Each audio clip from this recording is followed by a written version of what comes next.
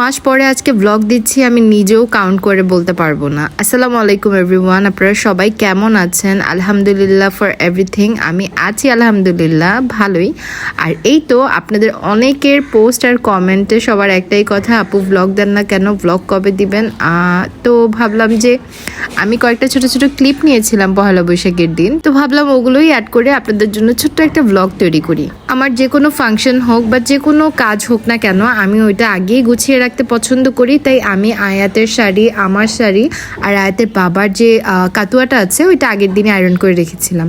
তো আজকে এই তো সকালবেলা উঠে নাস্তা টাস্তা করে সবার কাপড় চোপড় বের করে আমার আর আয়াতের যে অ্যাক্সেসরিজগুলো আছে এগুলো বের করে নিয়েছে। এটা আয়াতের আংটি বাই দ্য ওয়ে। আর এই তো আমার ইয়াররিংস, বাই দ্য ওয়ে এই ইয়াররিংসগুলো না আমি পরি নাই, কারণ কি আমি পরার পরে না আমার মনে হচ্ছিল ইয়াররিংসগুলো অনেক হেভি। ওয়েল, এই মেহেদিটা আমি পহেলা বৈশাখ উপলক্ষে দিয়েছিলাম, আর আমাকে মেহেদিটা দিয়ে দিয়েছিল সাদিয়া হেনা স্টুডিওর সাদিয়া। ও খুবই সুন্দর মেহেদি দেয়, আর এই মেহেদিটা ওর বানানো অর্গানিক মেহেদি, যেটা ওর পেজেই পেয়ে যাবেন। আর খুবই সুন্দর কালার হয়, just look at the colour. এটা লাল না, পুরো কালো খয়েরি কালার হয়ে গিয়েছে।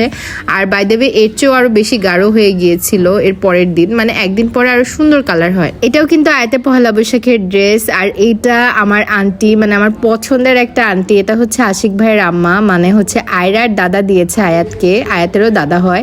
সে খুব যত্ন করে আয়াতের এই ড্রেসটা বানিয়ে দিয়েছে, আর এত সুন্দর করে বানিয়েছে আমি কি বলবো। Thank you so much auntie. আপনি যদি ব্লগটা দেখে থাকেন আপনাকে অনেক অনেক অনেক থ্যাংক ইউ। আর আয়াত অনেক খুশি হয়েছে। আমি রেডি হওয়ার আগে আজকে আমার লাল পরীটাকে রেডি করে নিয়েছি। সে খুবই এক্সাইটেড ছিল আজকের পহেলা বৈশাখের জন্য। আর এই তো আমিও রেডি হয়ে গিয়েছি। আজকের আমার লুকটা কেমন হয়েছে আমাকে অবশ্যই কমেন্ট করে জানাবেন।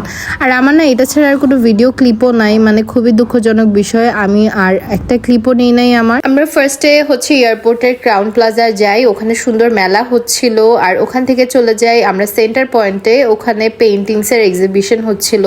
আর আজকে ভিডিওটার জন্য আমি একটু দুঃখিত, আমি জানি একটু অগোছালোই হয়েছে, কিন্তু আমি আসলে ব্লগের উদ্দেশ্যে ভিডিওগুলো নেইনি, ক্লিপসগুলো একদমই র্যান্ডমলি নেওয়া। এক্সিবিশন থেকে ঘুরাঘুরির পরে আমরা চলে গিয়েছিলাম মারিয়া বিয়ার শোরুমে, আর ওখানে কিন্তু 25% ডিসকাউন্ট চলছে, সো গ্র্যাব ইট। আর আমরা এরপরে অনেক ঘোরাঘুরি করেছি, খাওয়া দাওয়া করেছি, বাট কোনো কিছুরই ক্লিপ নাই।